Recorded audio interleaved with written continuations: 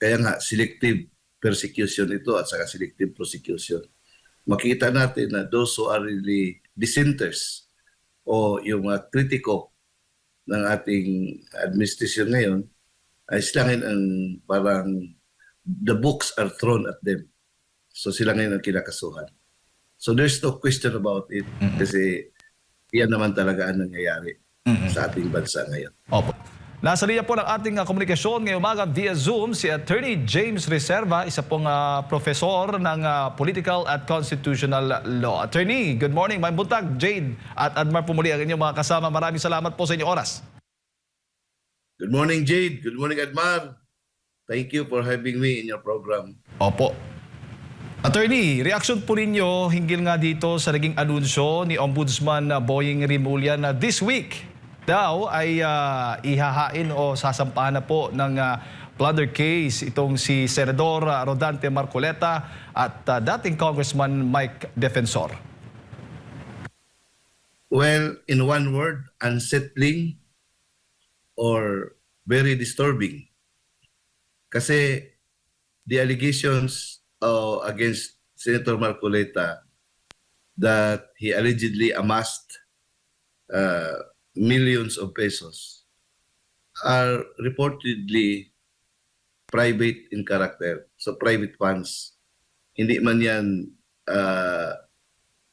covered ng definition ng plunder. So paano yan ma-plunder? At saka kay former Congressman Mike Defensor, hindi naman siya public official. So yun lang ang narinig natin. I don't know how this will proceed legally, but kita natin ang timing nito. First, it's really to discourage those who are brave enough to expose the anomalies of the current administration. And second, it has something to do with the impeachment trial of the Vice President.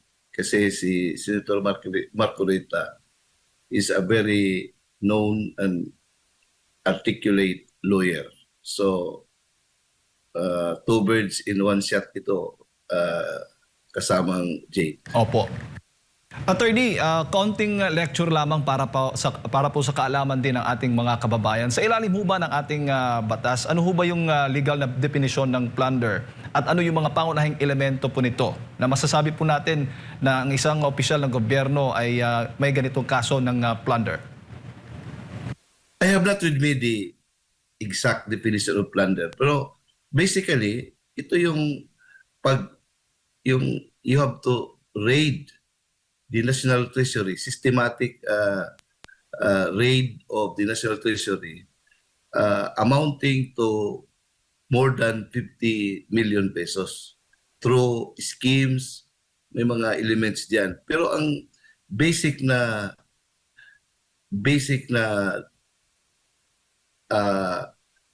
requirement or requisite, public funds. Opo. At Public funds ang basic requirement dito. Basic requisite. Opo. At tanging yung mga public officials ang natatanging may ganito pong kakaharaping kaso, plunder, attorney, kung sakaling gagamit po sila ng plunder, ng public funds o government assets.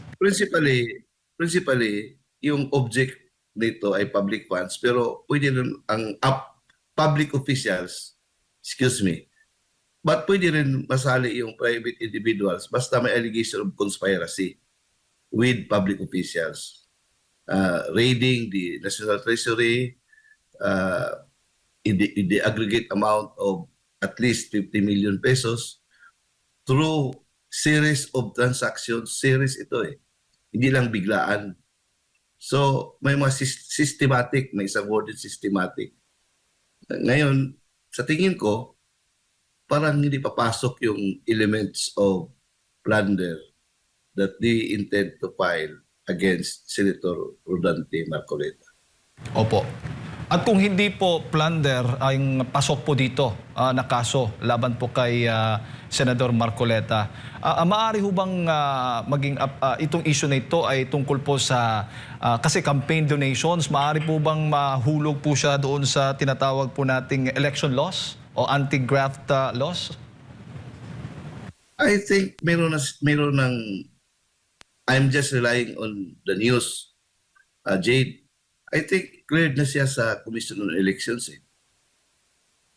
There was a report na Ibinasura na po. yung case niya against, may case against kay Senator Marcoleta before the COMELEC was already dismissed by the COMELEC for lack of merit.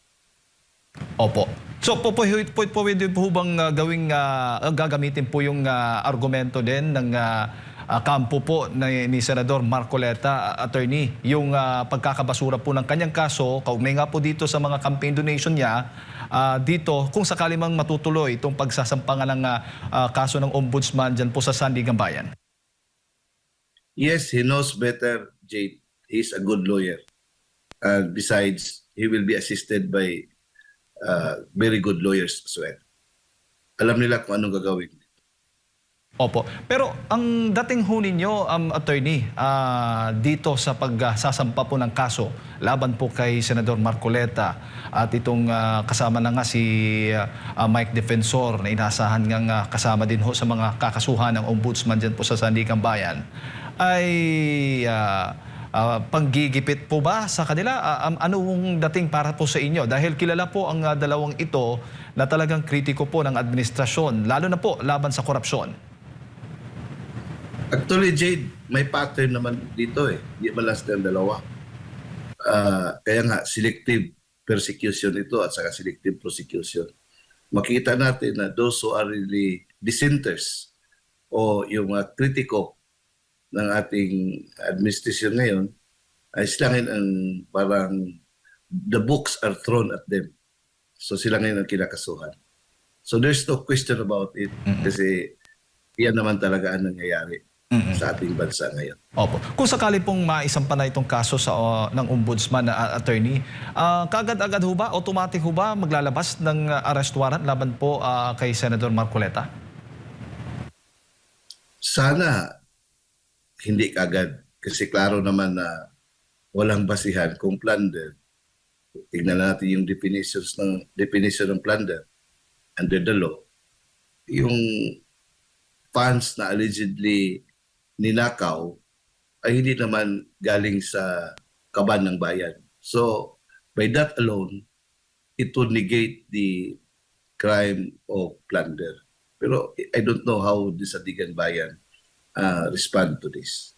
Opo, pero meron ho bang possible na, usually po na process po ng korte, yung pagdinig po ng kaso, madalas ho ba bago bigyan ng sampahan o baga mag-issue po ng arrest warrant ay magkakaroon muna ng mga pagdinig, ipapatawag lang muna bago po gawin po yun, attorney? Ano pong tama para sa kaalaman ng ating mga kababayan? Ang nakikita natin ngayon, based on experiences, the moment the ombudsman will indict certain public officials before the Sandigan Bayan, parang may presumption of regularity kaagad. So it becomes ministerial to issue the warrant of arrest unless it can be restrained by the higher court. That issuance of a warrant of arrest. Opo. Pero sa tinamos na nangyayari kay Senator Jingo Estrada at saka kay Senator Bong Revilla. Bong Revilla, kaagad mayroong warrant of arrest na issue. Opo. At kapag na-issuehan na po ito ng arrest warrant, attorney, itong kasong plunder ay non-bailable. Di po sila po pwedeng makapagpiyansa. Yes, unbailable. So the remedy of the accused is to file a petition for bail on the ground that the evidence of guilt is not strong. Pero habang yan ay po dinidinig po ng korte, ay kung sakali man, ay mananatili po siya sa kulungan tulad po ng mga nangyayari kay Senador Jingo Estrada at dating Senador Bong Revilla? Yes, that is the situation, Jay. Opo. May kinalaman ho ba itong nangyayaring impeachment dyan sa Senado, yung pagiging senador po niya ni Senador Rodante Marcoleta, itong mga kasong sinasampa, inihain laban po sa kanya, attorney? Maaring ganun ang ating impression kasi by next week magsisimula na yung impeachment trial at alam natin na si Senator Rodante Marcoleta is a great lawyer and he can very well articulate whatever defects or flaws in the impeachment charges. Magaling ito na abogado kasi yung impeachment naman ay playground ito ng mga lawyers kasamang Jay. So being a great lawyer, parang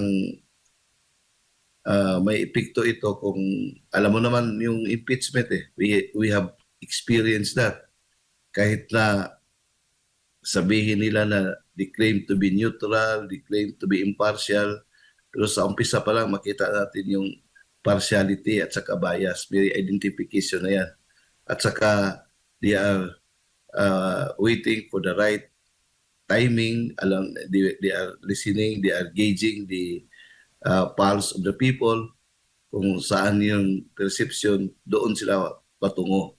Kaya nga, ito si Senator Marcoleta, kilala naman ito na identified with Vice President Sara Duterte, so mawawalan ng boses itong grupo yung mga sympathizers ni Vice President Sara Duterte during that impeachment proceedings. Opo, bago ko lang ipasa kay partner Admar, sa tingin po ninyo kung sakaling makukulong itong si Senador Marcoleta dito kaugnay nga sa kasong plunder na kakaharapin po niya, ay makakaapekto po yan doon sa, mas mapapadali ho ba yung conviction kay VP Sara Duterte?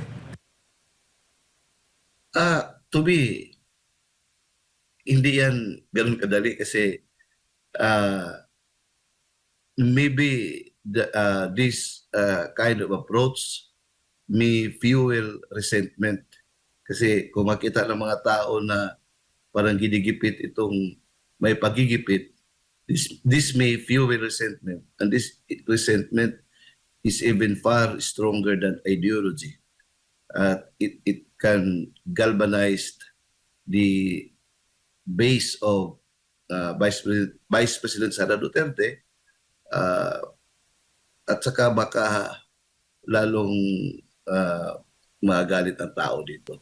It can work both ways, pero para sa akin baka mag-boomerang ito sa administration itong nagpo-post ng impeachment against the Vice President who was elected by more than 32 million votes from the Filipino people, the largest mandate ever enjoyed by a public official.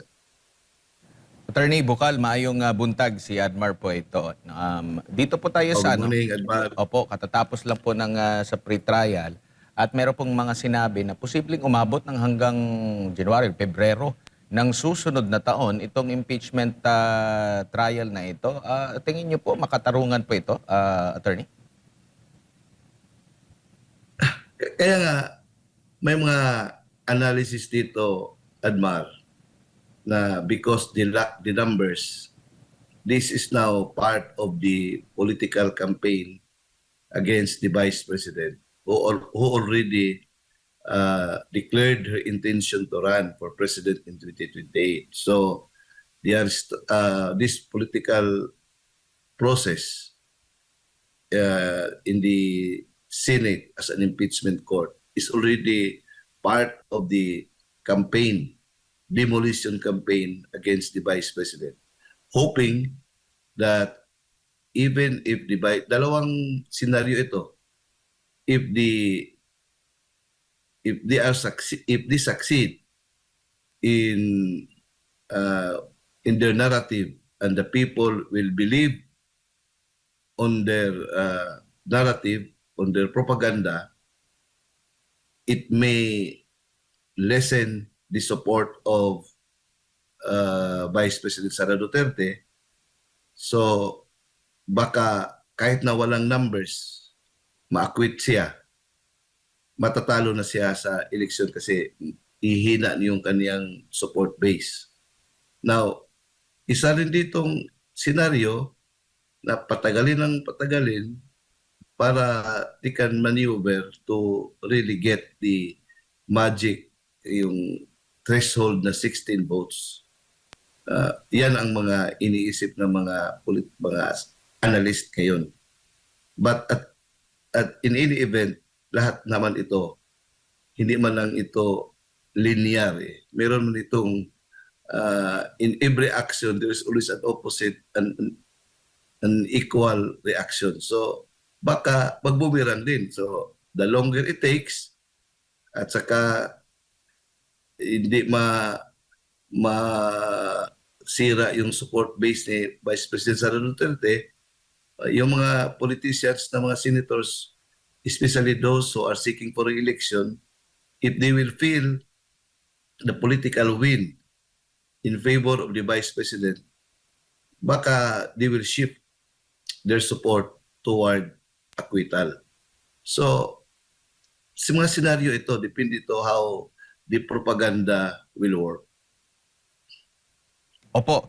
And sa kanyang reply nung siya po ay hiningan ng komento kaugnay nga dito, no, sa impeachment complaint laban sa kanya na inilabas po ng impeachment court kamakailan, ay iginiit po ng kampo ng pangalawang pangulo na maraming mali, marami silang nasilip na mali doon sa proseso pa lang sa committee ng Kamara at hanggang sa pag-transmit nito sa Senado. Maari bang sa unang bahagi ng impeachment matalakay ito? Kasi sinasabi nila dapat maibasura itong impeachment laban sa kanya, attorney. May ituturing ba itong reply niya bilang hiling sa Korte Suprema na maibasura at unang tatalakayin bago pa man ang pagtalakay sa impeachment articles? Alam mo, si Vice President is being assisted by veteran at saka mga outstanding, mga galing na mga abogado. It's a team, isang law firm. I think they have already devised a game plan. May strategy sa dito kung anong mga gagawin nila. Siguro it's part of their overall strategy.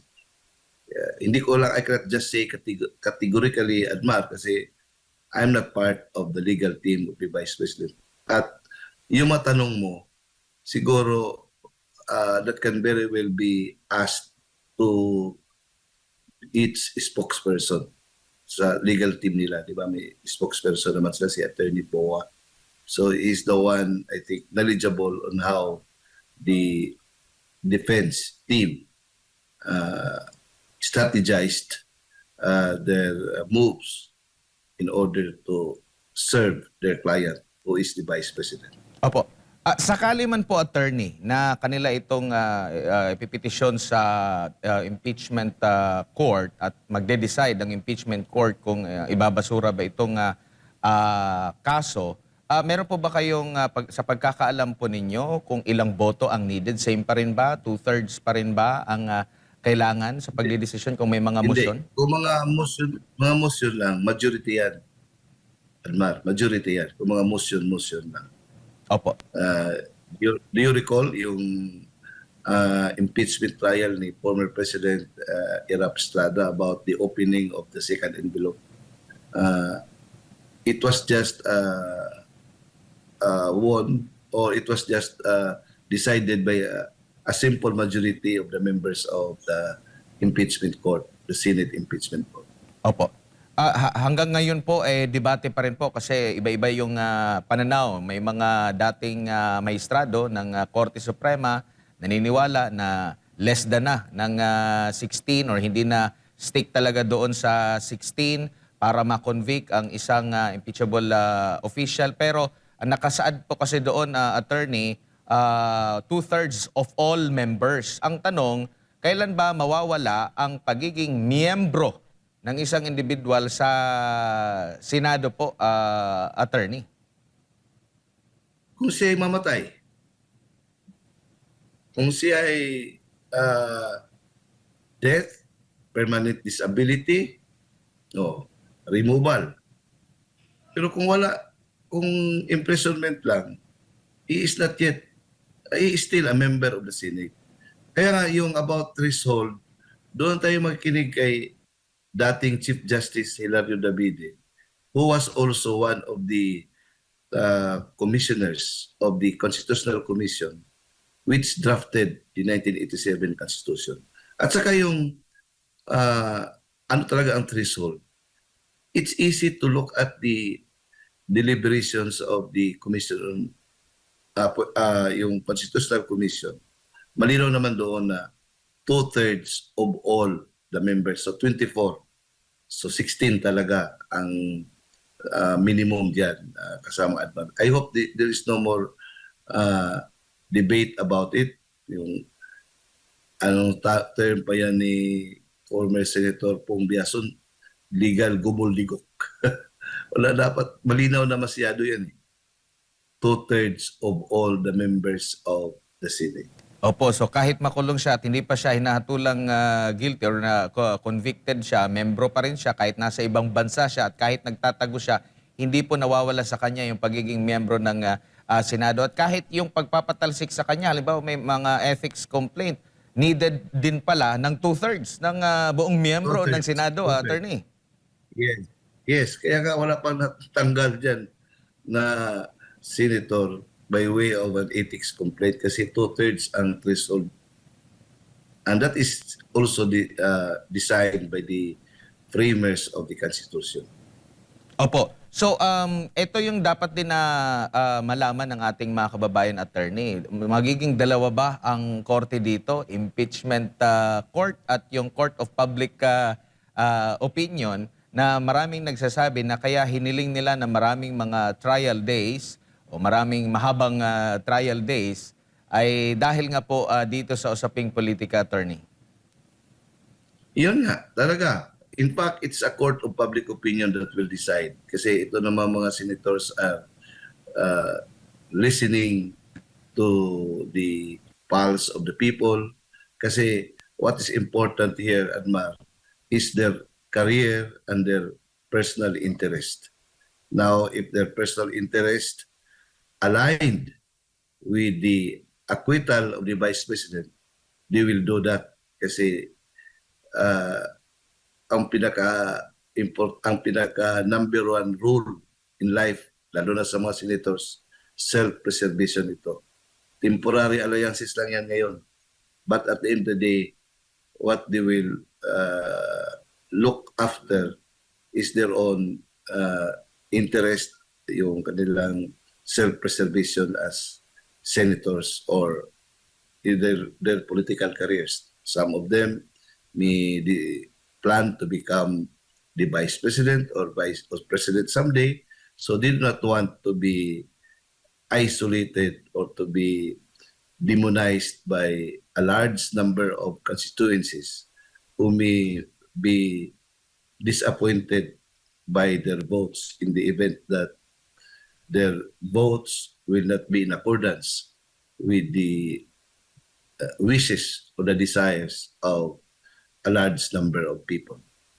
Opo, attorney, ito pong sa side po ng prosecution, kung ano po yung napagkasundoan na doon sa pre-trial, ano yung mga naisumitin nila posibleng gawing ebidensya at mga witness, yun lang po, hindi na sila pwede along the way sa kanilang trial ay magpapresenta ng bagong ebidensya at mga witness. That is the purpose of pre-trial, para orderly.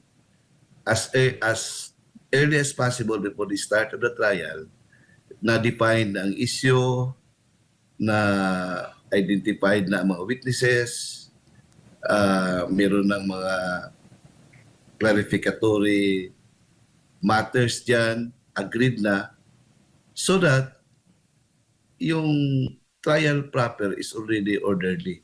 But may mga circumstances dyan na in sabihin nila na newly discovered evidence, they can file a motion, but that would entail uh, a lot of debate kasi bakit hindi mo yan na-present during sa pre-trial. That would be subject to objection from the other camp kung meron mga surprise witnesses na ipalabas nila which were not presented during the pre-trial conference. Opo. Balikan ko lang yung sa trial, dun sa duration ng trial. Sino po yung magdidetermina niyan? Pwede po bang maghumiling yung both camp, prosecution, depensa na ganito lang yung ating or sino yung mas mapapakinggan? Tapos sa pagbotohan po niyan, majority pa rin po ba yung needed pag magdedesisyon, attorney? Yung timeline ng trial, walang timeline yan. Kasi ang essence dyan, you have to satisfy the requirements of due process at transparency. So, what is due process? Na everything, the parties must be heard. So, kung anong nga ebidensya na kailangan nila, ipresentar nila, that must not be obstructed. That must not be prevented. So, if it will require a longer time, the impeachment court, just like the regular courts, should give allowance to this request. In the same manner that the defense team will also be given the opportunity to present witnesses that can also be of help to their defense. So, kung kailangan ng 7 months para masatisfy itong due process, the right to be heard, at saka itong transparency, kasi people are watching, so ganyan talaga ang mangyayari. Hindi pwede ito i-shortcut. Kasi pag mag-shortcut ito, magagalit ang tao. Hindi naman, bakit hindi nabigyan ng pagkataon yung ito mga witnesses na ito. But the witnesses, the presentation must be also in accordance with the rules on yung admissibility, yung relevance, at saka yung materiality. Hindi naman, kaya nga mayroong pre-trial kasi diyan pa lang malalaman natin kung ano yung mga material at saka relevant evidence na pwedeng i-present doon sa trial. Opo. Huli na lang po mula sa akin na attorney, baka nakalimutan lang din ng ating mga kababayan kasi nga umuusad na itong impeachment trial dito po sa bahagi po ng Senado. Yung pag-question sa Korte Suprema ng impeachment laban sa pangalawang Pangulo ay nananatiling buhay at maaari pa ring makapagbago ng senaryo sa hinaharap, attorney. Hopefully, I cannot, hindi natin ma-fathom yung pag-iisip ng ating mga justices sa Supreme Court. Hopefully, meron pa yan, pero may trial na, na naka-acquire ng jurisdiction yung impeachment court, the Senate. Kami na nagpipetisyon diyan, sana ma-resolve pa, pero baka moot an academic na kasi naka-assume na ng jurisdiction yung Senate as an impeachment court. Alright, attorney, siguro huling mensahe po ninyo sa lahat po ng ating mga kababayan na nanonood po at nakikinig sa mga oras po ito. Sa akin lang, always watch and listen to SMNI kasi SMNI lang ang ating pag-asa ngayon na makapagbigay ng patas na balita. Ang sa atin lang, we should be reminded in Habakkuk 2 verse 3 that the timing of the Lord may appear slow, but that is not a denial. He is preparing answers to our prayers. Ito lang ang sa atin. Truth, sana ang sa akin, I always believe that truth will come out in the end kasi truth shall set us free. Thank you, Attorney, and good morning po sa inyo. Good morning. Good morning. Ayun po mga kababayan, si Attorney James Reserva, Professor po ng Political and Constitutional Law, ang ating nakasama. Napakinggan po ngayong umaga.